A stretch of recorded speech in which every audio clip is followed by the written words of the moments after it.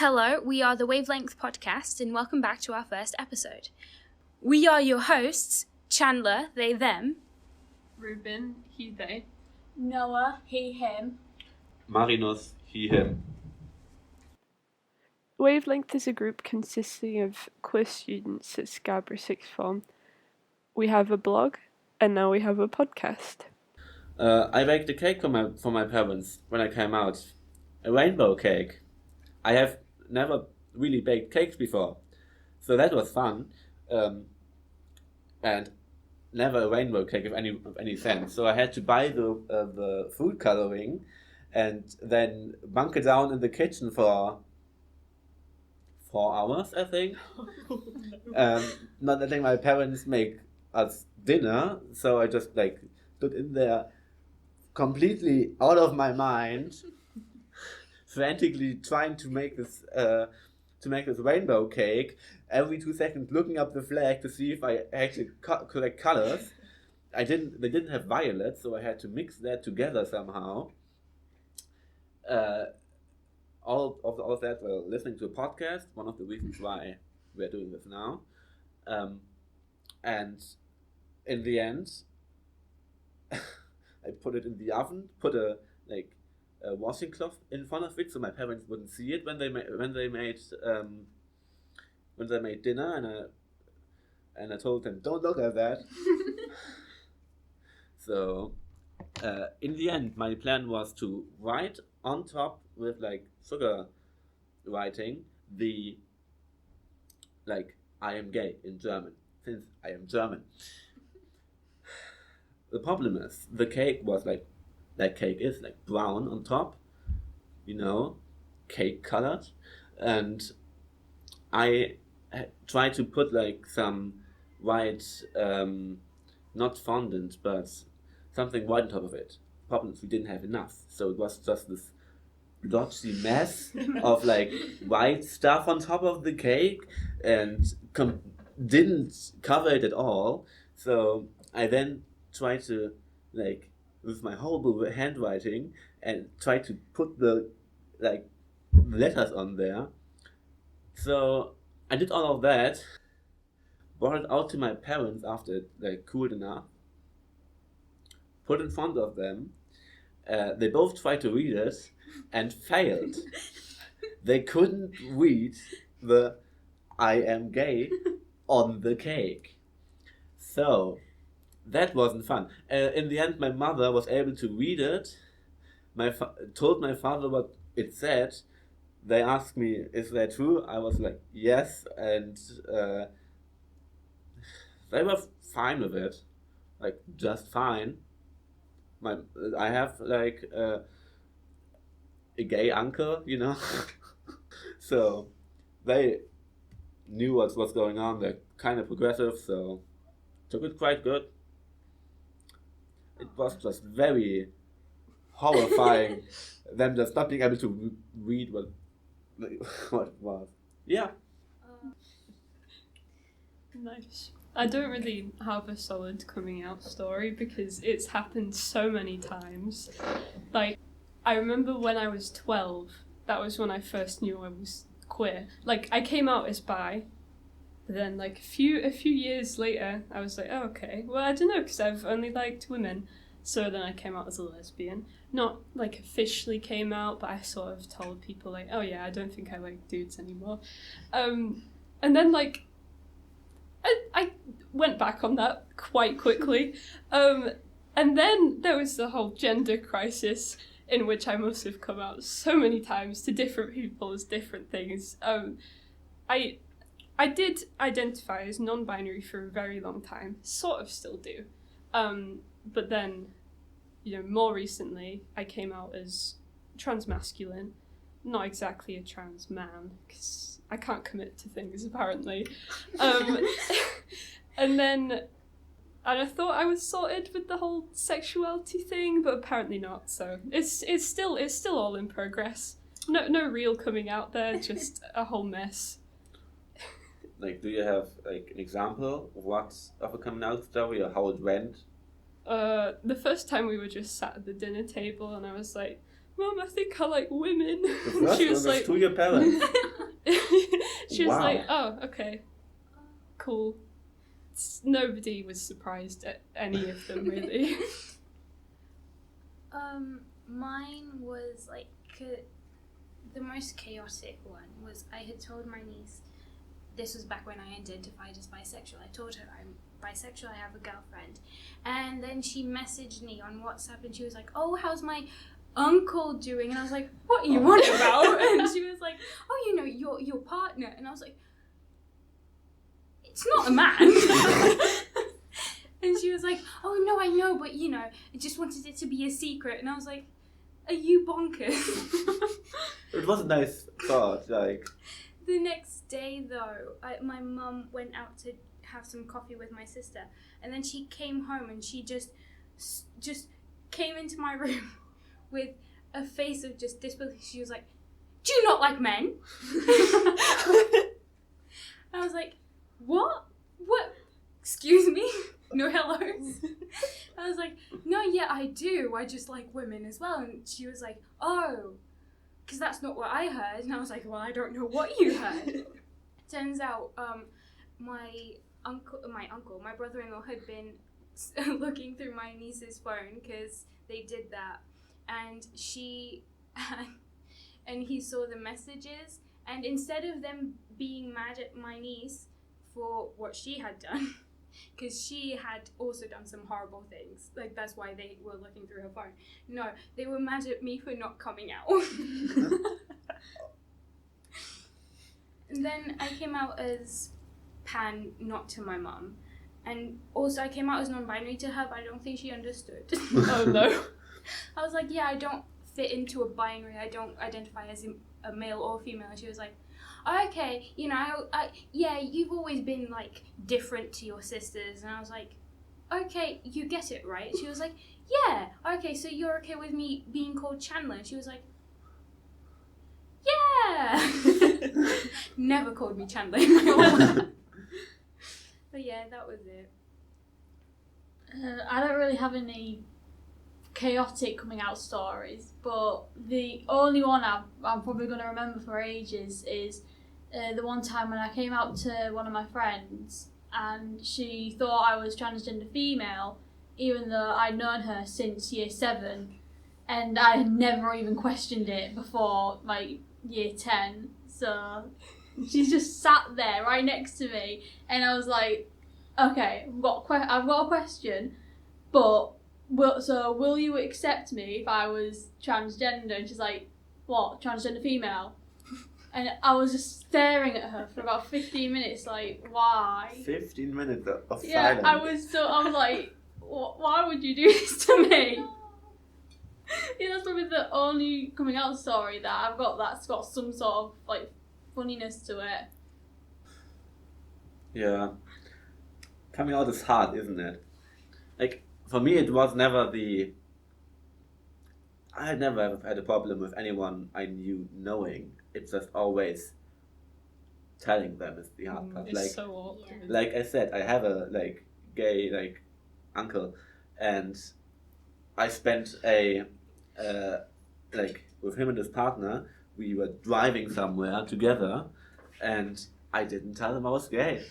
I thought I should, but I just didn't, for no reason at all. Like, they are going to be supportive. I know that. It would be very weird if they weren't. But I just didn't tell them for some reason. I still haven't told them. I get It's that. pretty stupid. But it's just the thought of telling someone is just so awkward. Yeah, like even people you know who are going to be completely fine with it, it's just uncomfy. Like, Oh my god, I was raised like surrounded by queer people. Like my mum was like best friends with like lesbian women and lesbian couples, like her trans men, gay men, and I was still like, no, she's not going to accept me. Yeah. Something interesting that I have noticed over here, I have seen and talked to a lot more queer people than in Germany. they're everywhere. Yeah, they are like really everywhere, and I notice them everywhere. It's so weird because in Portugal, if you came out as non-binary, they'd be like, "You what, mate? Like, what are you on about?" You know, you barely even saw like queer people as in just the LGB part of the LGBTQ plus community. And when you did, they were very, very hush-hush about it. Yeah, like Germany is accepting, from what I know at least. But I just, like on my school, I think I didn't know of anyone as out. I'm not well, I don't know many people, but still, kind of weird. While I'm here and I at some point just walked down a hallway and overheard someone saying, "Oh yeah, I have a girlfriend and a boyfriend. I'm polyamorous, by the way." Just like in the hallway for everyone to hear, and I was puzzled how anyone could have that amount of self-confidence, but they sure did have that. Yeah. I don't think I ever heard of the LGBTQ plus community until maybe year 7. And then after that, I only ever heard it mentioned. There was nothing in lessons. None of my friends ever really mentioned it unless they were making a joke about it. But it was so strange though, because I never even heard of like non-binary and gender fluid until year 10. And that was when I started like knowing about my gender, because that's when I started for the first time like fully questioning it. My introduction to the community was very pleasant, thankfully. My dad took me and my sister to a pride parade when I was 12. She was like 10, I think. I don't know how old she is. Don't tell her I said that. And it was fantastic. Like, it was such a pleasant day. And like a few months later, I realised I was queer, so it was good. I've never been to a pride parade because, like, I've come out in the in the first lockdown, and since then, surprise, surprise, no one has thrown a big party, or I wouldn't have gone to any. But like from what I've heard, it's both a wonderful place and absolutely disgusting, and no one should ever go to that. Like, they're quite scary. It's like either people tell me, "Oh yeah, it was so much fun, like so many queer people just being themselves," and the other hand, it's like, "Oh, you should never go there. There's so many weird people in dog collars and stuff." And I'm like, I don't know what to do. I don't feel comfortable. Oh, there's definitely some odd bits. I do feel like it does depend on the country, though. Yeah, probably. I've never been to any, so the experience. It's just, I feel like if it's a country that's more known to be homophobic, you get a lot more queer people that like to put themselves out there, just being really extravagant and really camp to like even in the UK, because like the UK is known as being one of like kind of a pretty progressive country, but still you get like quite a lot of like weirdos at pride parades, and not like queer weirdos, like people being like, "Oh no, that's horrible, don't do that." Yeah. But like in Iceland, like no one, like I feel like Iceland is like very, like almost everyone there is gay. Where have you been? Wow, like you talked about Portugal and Iceland and like. I've never actually been to Iceland. I just know quite a lot of people. Huh. I lived in Portugal. I've spent most of my life living between Portugal and the UK, but I've been to France and Switzerland as well. Well, because my family is literally everywhere, like Chinese cousins, French cousins. My family's all based in the UK, as close to Scarborough as they possibly can be. Have you heard about Gay Burger? It's Gay Burger. Who was it? Is this queer model, I think, that created this fast food chain like Burger King called Gay Burger. I can look it up and see who it was. Oh, that sounds like rainbow capitalism. Yes, I want to say that. It doesn't, like, I think it's called only pink in capitalism, and Yeah. I don't like it. No, let's not do that. Not a huge fan. I just took a picture yesterday. At Sainsbury's, I saw like a sign from some cat food brand my God. that had like, "We support Pride all year long." And Suitable for gay cats. What were you saying? Well, apparently, wearing anything to do with rainbows automatically makes you gay. Wearing anything that is not jeans. I was being sarcastic. Wearing anything that is not jeans and a hoodie as a guy is very gay. I will admit. And having hair that is longer than 2 centimeters is also very gay. I will admit that anytime I see a rainbow, I'm like, gay. Yes, I am. Yes, I do that too. The random people on the street that just see me and turn into my girlfriend and being like, gay. Anytime I see a rainbow. Just like someone likes the NHS.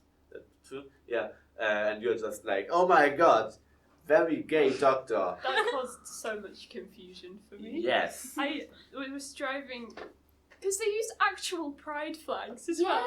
Yeah. There's a road somewhere. I can't remember where it was. There's This is a not- road. Yeah. There was a road that we drove down, and there was like 5 pride flags, and I was like, wow, this is great. And then they all had NHS written on them. Yeah. It's like In blood. we have killed the queer people to serve our country's end. It's just incredibly depressing as well, considering how much the NHS has failed yeah. queer people. Yeah. I'm just happy that like better than I don't know. Just get a different flag, bro. Not I that think hard. that I now see why my mum thinks that the LGBTQ plus community is a cult. Like we all think the same. So yeah, kind of. There's no point us even talking to each other because like we're just thinking the same Just thing. talking anyway. to ourselves is like having a conversation. Just throwing random catchphrases. Capitalism bad. Yes, capitalism bad. Transphobia bad. Yes, I do agree. Hand agree. signals as well. This is great. Gay people are very weird. Yes, I do agree as a gay person. They are though. They are. I am on like a platform for queer men in Germany, and it's something. Have you been on like queer forums, like English ones? It's always like people going like ooh woo, and you're just like, Don't. why, please? And the amount of queer furries I have met is just. My brain was like, what? People just are unapologetic them. Unapologetic. They just are themselves, and they just Especially on the internet. yes. And if they want to be, if they want to say ooh woo, then they're gonna say it in the Yeah. queer forum because that's where people are not gonna say you don't deserve to live. Oh, Because God, that's that what was- happens on Twitter that yeah, was it quite is what nice. happens on Twitter. Like on or on Reddit. Like I've seen like oh my god, Reddit. haha, we post to kill furries. Like what is going on? Like on Twitter, they I don't know if they still do this because I've not been on it in a while. But people used to like add spaces in between each word so that it would be easier for people with dyslexia to read, so the words weren't so close together. And anytime someone a random person that didn't understand it came across it, they were like, "Oh my god, you snowflake, go kill yourself!" And everyone was just like, "Jesus, that's why." Where is all this anger coming from? It's words on a page on your phone. People are just very angry.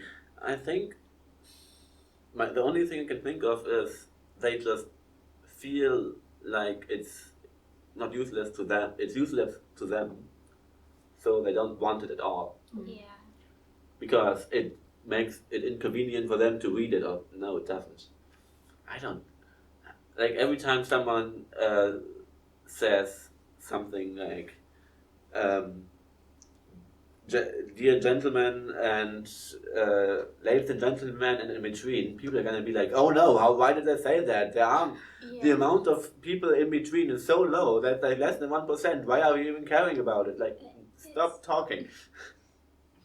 Why do you scream about it now?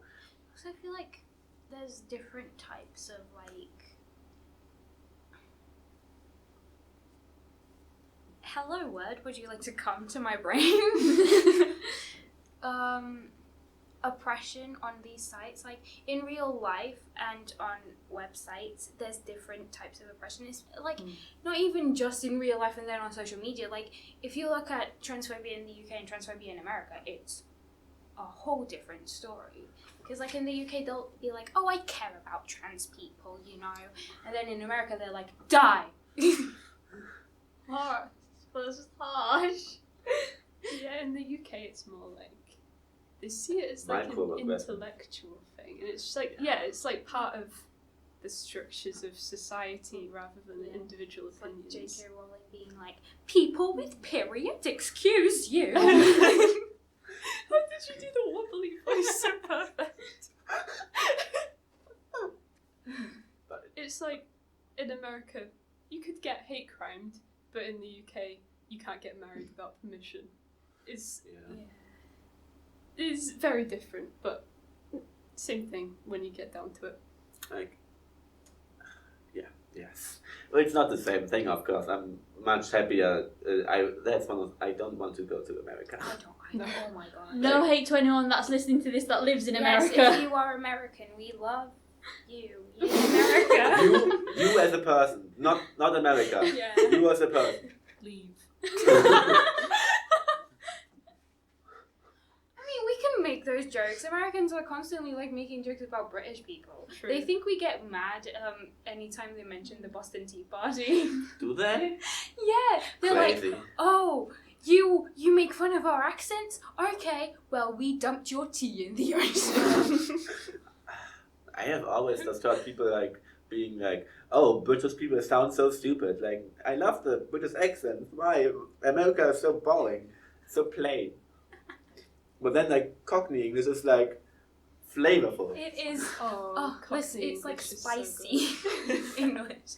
It's like you're It listening feels to like them. nutmeg. Yeah. You're listening to them talking. You're like, yes. Oh my god. Please, more swear words. I love swear words.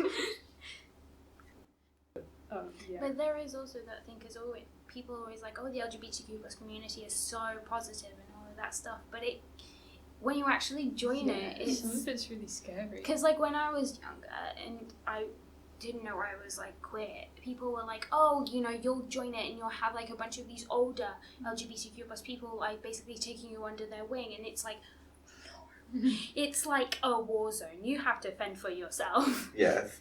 And like for the stuff I have said, I could have been cancelled already. No problem. Like I said some stupid things in this podcast, and we have been like rolling for 1 hour 70 minutes, I think. So yeah, I'm dead to everyone. I'm pretty cancelled right now. Completely cancelled. You're so problematic. I'm very problematic. That is very true. But I try not to be problematic, but I just can't help it. It's part of me as a person. No, I'm just stupid. Just saying that there's a lot of like very toxic people, like a lot of gay people who they're like, oh, you know, all for diversity and stuff, you know, they're gay themselves and stuff, but then the second they meet someone who's like transgender, gender fluid or anything, they're literally just like, that isn't right. There's like a thing where it's like how I said earlier, you always need someone to oppress. It's like even within the queer community, everyone always wants someone they can see as lower than themselves. Like transmedicalism. Yeah, absolutely. I feel like there are like I feel like you could say that from about any Yeah, community. Because like I feel like those people are probably like the 1%, but they're very vocal, like with like fandoms and stuff. It's in every community. Yeah, because like a lot of people are like, oh, the whole world, like there's so many transphobes and all of that stuff. But even if the transphobes were like 1% of the whole world, there's still 7 billion people. That would be 70 million transphobes, you know. So they're just vocal. They just can't shut up.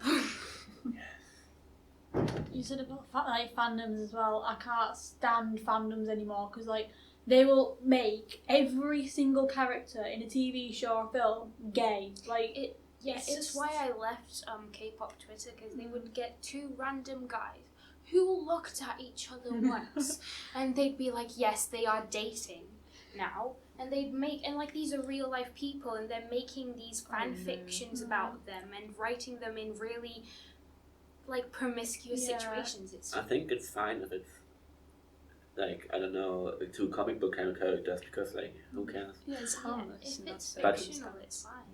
But Real life- humans. I once had to have the unpleasantness of someone sending me a Donald Trump ex Boris Johnson fanfiction. I think I Have actually you blocked seen- them. Have you seen those Donald Trump and Putin edits? Oh no. Yes, I have. Them on a horse. Yes, that is kind of funny, just because they are both. No. They are both not existing in my world. So, Yeah, they're both fictional characters anyway, so it's fine. yes. I do not believe in them. Not real. They go against my religion. You don't exist. You are against my religion. I don't accept you, so you just can't be existing. Mm-hmm. So maybe this is gonna be the thing that, like, the aliens that are currently looking at looking at us from the simulation are right now just like looking into this slice of life and just like listening to us talking about us. They would think that we're crazy. Imagine if this is Yeah, the only crazy. thing that survives when the world ends, and then Absolutely. aliens are like, Post-apocalyptic. "Oh my god, podcasts. these people! They are so progressive. Is this what humans were like?" Well, And we then did it's the only did thing. mostly talk about transphobes and capitalism and Putin. So They'd get a lot of insight on what the world was like. Hey, aliens, we love you. big fan of yours. Yeah. I hope. I don't know. Come don't down know here. you. All aliens are definitely queer. Yes, Undoubtedly. undoubtedly. I still think that there's loads of aliens that are probably like gender fluid and stuff like they just don't care about gender. Well, yeah, because gender is a very human concept. Yeah. Like, and it doesn't I don't make think sense. like if you go up, like cats don't care if they're male or female. They're like, I am better than you. I do not care if you call me male or female, if you use she or he. At the end of the day, you're still giving me food, and I am God, so please. I use like every pronoun for my cat, just to promote. Also, Like, neopronouns or no, but I should. just for the fun. Yeah, absolutely. I used to do that with my plushies. I'd get plushies and I'd be like, yes, you are they, you are her, you are him, you are Bun. What? Nice. No, because I actually got like a plushie and it had like a tag and their pronouns were actually they them. Oh, that's very cool. That is very I cool. like that. It's from this brand called Squishmallows. Squishmallows to stay there. Like someone actually asked, oh, are they non-binary? And they were like, yes, they are. Thank you for noticing. You guys do know that when the drag show comes, we're going to have to be doing like the commentary. Yes. It's As going I to be a said, train wreck. but We it's gonna be accidentally great. volunteered ourselves for that. I don't when know we how. Like volunteered for Danica this. was like, "Oh, you're gonna be doing the commentary," and I was just staring at her like, "What?" This drag queen has very legs. I was like, on my way home, I was like training myself. I was like, just what would Michelle Visage do? We've got to make the have awful to go, jokes that like- are like so obviously scripted. I just don't, because they go like, oh. Because there'll be like a guy wearing a tutu and there'll be like a queen wearing a tutu and they'll be like, oh my god, serving ballerina fantasy. And then another one will be like, you're a ballerina fantasy. Like, it's really bad. It's not funny Jokes. at all, but it's painful to watch, but like in a good way. I have never watched anything. Don't Basically, That's like- save yourself. just channel your inner camp, stereotypical gay man. And that is basically the commentary. That would be fun. Just be like, yes, Queen Hunty, you do that, Oh, girl. I- Slay. But slaying is so violent. It's- Can't we just hug That each reminds other? me of that vine. No, we can't. That Go reminds me ahead. of that vine. I just looked up what slay means. I do not slay. Oh, you know what I think of RuPaul is always like, sashay away. I'm like, If no one is there doing the sashay away, and if they don't put on the song that comes on every time they go in, like, what's the point? Yeah. Every time, like, who's going to be RuPaul? We need a RuPaul. That's not transphobic. But that's not transphobic. Just make Danica be RuPaul. Get her a massive pink wig. And like 5 she did people say to she do wanted to be a makeup drag for queen her. as well, didn't Oh she? yeah, she can be like RuPaul, but like... And The drag queen We would version. need a guy for RuPaul, right? Well, gender bending. We are now having queens. Queen. I don't drag know. is such like a fun thing. We It could- was illegal for a while. Hello, this is Editor Mode Ruben. I've just come back quickly to announce some of the events we have planned for Pride Month at Sixth Form. On Monday the 7th of June, we have a tea party on the field. On the 11th of June, we're having a queer pub quiz in the hub. On Thursday the 17th of June, there will be films and snacks in the room above the library. On Wednesday the 23rd of June, there will be a Q&A panel with special guests to be announced. And then on the last day of Pride Month, on Wednesday the 30th of June, we're going to have a drag show in the hub. For more information on entering the drag show, you should visit Danica in room 106 in the F block. We've been the Wavelength podcast. Thank you for listening. Follow us on Instagram at wavelength_podcast. See you next week. Bye-bye! Bye.